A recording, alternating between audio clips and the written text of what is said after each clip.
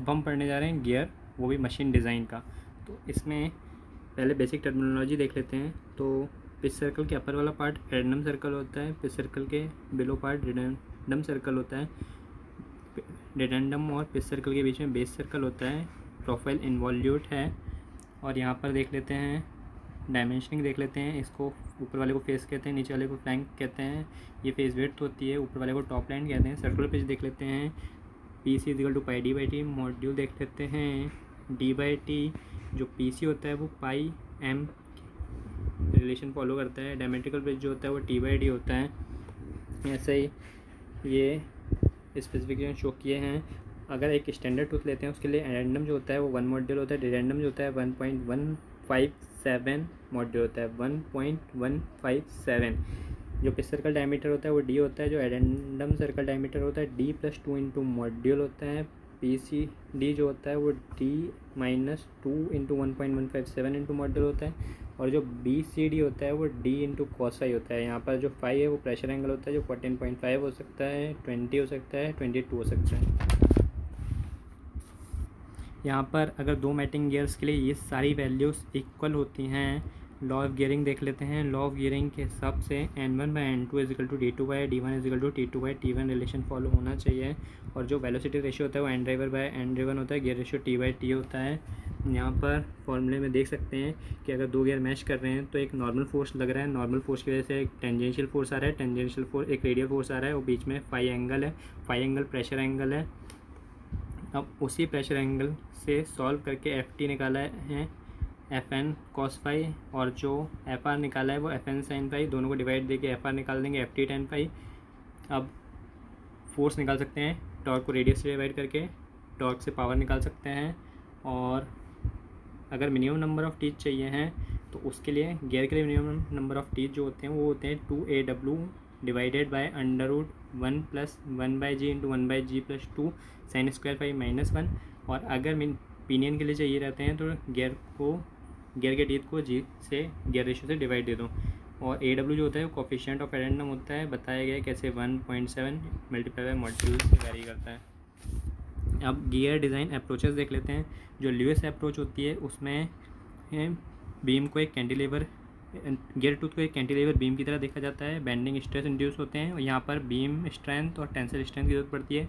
वैसे Buckingham approach जो रहती है उसमें क्रशिंग और पिटिंग होती है, तो मेनली पिटिंग को फेलियर कंसिडर करते हैं। ये Hertzian contact stress model based रहती है। यहाँ पर वियर स्ट्रेंथ और क्रशिंग स्ट्रेंथ मेन रहती है।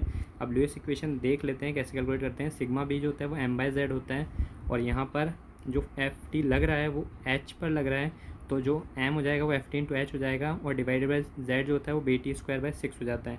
z की वैल्यू BT²/6, तो सिग्मा बी की वैल्यू आ गई है 6FTH/BT²। ये इंपॉर्टेंट फार्मूला है, ये बिल्कुल खून में घुस जाना चाहिए कि एफ बी जो होता है वो sigma B CV B into PC/YP होता है। वैसे ये फार्मूला भी याद होना चाहिए, sigma B into CV into B into M into YM। ये लुईस YM जो है वो लुईस फॉर्म फैक्टर है। YM जो होता है वो पाई YP के इक्वल होता है। अब पाई अगर 14.5 है तो उसके लिए जो YP होता है वो होता है 0.124 माइनस 0.684/t, और Y pi multiply by YM है, YM को कैलकुलेट करते हैं पाई multiply by 0.124 minus 0.684 divided by t। 20 के लिए डिफरेंट वैल्यूज़ हैं। 20 के लिए देख लेना। बकिंगम इक्वेशन जो होती है इंपॉर्टेंट है, FW is equal to DP BK/Q, जहाँ पर B होता है फेज विड्थ होती है और DP जो होता है डायमीटर ऑफ पिनियन होता है। जो K होता है वो लोड फैक्टर होता है, उसकी वैल्यू कैलकुलेट करते हैं sigma C² sine phi cos phi divided by 1.4 multiply में 1 divided by EP plus 1 divided by EQ।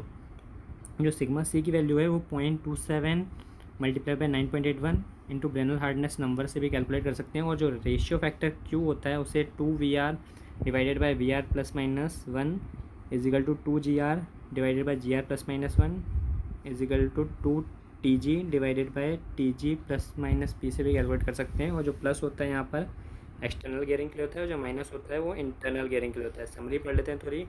Lewis equation के लिए जो एफ बी कैलकुलेट किया है वो sigma B C V B M Y M होता है, और उससे ऐसे भी कैलकुलेट कर सकते हैं sigma B C V P C Y P, और बकिंगम इक्वेशन जो होता है F W is equal to D P B K Q. कुछ डिज़ाइन स्टेप्स देख लेते हैं। सबसे पहले हमको एफ टी कैलकुलेट करना पड़ता है, उसकी वजह से टॉर्क, टॉर्क की वजह से पावर, और सिग्मा दोनों दिए रहते हैं पिनियन के और गियर के, तो हम उनकी मदद से इनका मल्टीप्लिकेशन निकालते हैं। ये बाद वाली स्टेप है। हम लोग गियर रेशियो और प्रेशर एंगल भी निकाल लेते हैं, मिनिमम नंबर ऑफ टीथ भी निकाल लेते हैं। फिर हम दोनों का मल्टीप्लिकेशन कैलकुलेट करते हैं Y M P Y M G निकालने के बाद। उसके बाद दोनों का मल्टीप्लिकेशन में जो सबसे मिनिमम आता है हम उसके बेसिस पे डिज़ाइन कंसिडर करते हैं। अगर दोनों के सिग्मा बराबर दिए हों तो हम पिनियन लेके चल लेते हैं। जो बी रहता है उसको हम हमेशा 8 इंटू मॉड्यूल से 10 इंटू मॉड्यूल लेके चलते हैं। और जो एफ बी का फॉर्मूला ये हमेशा याद रखना है, बहुत इंपॉर्टेंट है, खून में घुस जाना चाहिए। F B is equal to sigma B P dot C V dot B dot M dot Y M P. फिर हम T G T P calculate कर लेते हैं। अगर कोई प्रॉब्लम आती है तो हम ऑप्टिमाइज जब तक नहीं हो जाता तब तक रिकैलकुलेट करते हैं, और फिर हम ये इस इक्वेशन को भी यूज़ करते हैं, बकिंगम इक्वेशन को भी यूज़ कर सकते हैं, जिसमें F W is equal to D P B K Q होता है। अगर जो हमने वेयर रेजिस्टेंस कैलकुलेट किया है उसकी वैल्यू ज़्यादा आ गई ट्रांसमिटेड फोर्स से तो हमारी गियर डिज़ाइन सेफ़ है, पर अगर वो लो आ गई तो हमें फिर से डिज़ाइन करना पड़ेगा, जिसके लिए हमें दूसरा मटेरियल यूज़ कर सकते हैं या फिर विड्थ की डायमेंशन चेंज कर सकते हैं। अब हम क्वेश्चंस देख लेते हैं। क्वेश्चन बहुत अच्छे क्वेश्चन हैं। क्वेश्चन में सबकी वैल्यू दी रहेगी। सबसे पहले आपको हर चीज़ की वैल्यू दी रहेगी और आपसे पूछा होगा या फिर नंबर ऑफ टीथ या फिर पिनियन की डायमीटर बता दो या फिर मॉड्यूल बता दो। तो यहाँ पर सबसे पहले हम मिनिमम गियर टीथ कैलकुलेट करेंगे। तो जो फॉर्मूला है वो लगाएंगे 2AW divided by √1 + 1/g into 1/g + 2 sin square 5 - 1। उससे हमने कैलकुलेट किया तो 131 आ रहा था। तो हमने इसी यानी अलग से पिनियन का फॉर्मूला नहीं लगाना है, इसी वैल्यूज़ को गियर रेशियो से डिवाइड करके हम पिनियन के लिए निकालेंगे। तो हमारे 13.10 आ रहा था, पर 13.10 कुछ नहीं हो सकता, हमने 14 लिया। 14 की वजह से जो गियर के टीथ आ गए वो हमारे 140 आ गए। अब हमें ये रिलेशन दिया था कि RP + RG 660 है। हमें मॉड्यूल की वैल्यू निकाली हमने इस प्रोसेस से। अब हमने फिर से रिवाइज किया, जो भी कैलकुलेशन हुई है उसको फिर से रिवाइव करते हैं, हर बार रिवाइव करते हैं, फिर ही जाके फाइनल आंसर आते हैं। तो हमने रिवाइव करने की कोशिश की, तो हमने वापस 8 लेके सेटिस्फाई करवाया। तो हमारी वैल्यू जो आ रही थी वो TP की वैल्यू 15 सेटिस्फाई कर रही थी, TG की वैल्यू 150 सेटिस्फाई कर रही थी ट्राई एंड एरर मेथड से। फिर हमने उसकी वजह से DP एंड DG निकाल दिया, तो हमारी फाइनल वैल्यूज़ ये आ गई हैं। हमने क्वेश्चन को काफ़ी डीप में डिस्कस किया है। अब ये वाला क्वेश्चन देख लेते हैं। ये क्वेश्चन है, इसमें गियर रेशियो की वैल्यू दी हुई है, YP YG के फॉर्मूले हमें पता हैं।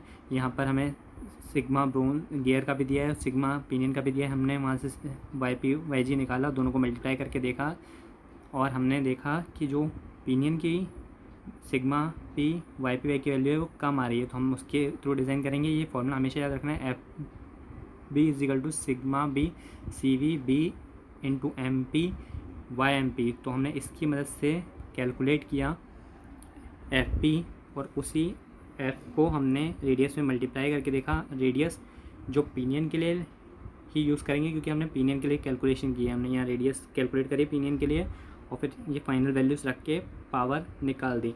पावर ही निकालनी थी, पावर ही कैलकुलेट करनी थी। अब हम दूसरा क्वेश्चन देख लेते हैं। जो दूसरा क्वेश्चन है उसमें सारी वैल्यूज़ दी हुई हैं, सारी वैल्यूज़ दी हुई हैं, बस आपको वियर रेजिस्टेंस निकालना है। तो उस वियर रेजिस्टेंस के लिए आपको FW = DBQ फॉर्मूला जो होता है वो यूज़ करना पड़ेगा। उसमें आपको 2TG + TP ये भी आएगा और आपको सारे वैल्यूज़ दिए हैं, लोड फैक्टर भी दिया है। आपको बस वैल्यूज़ रख के आपका वियर रेजिस्टेंस आ जाएगा, कैलकुलेट हो जाएगा।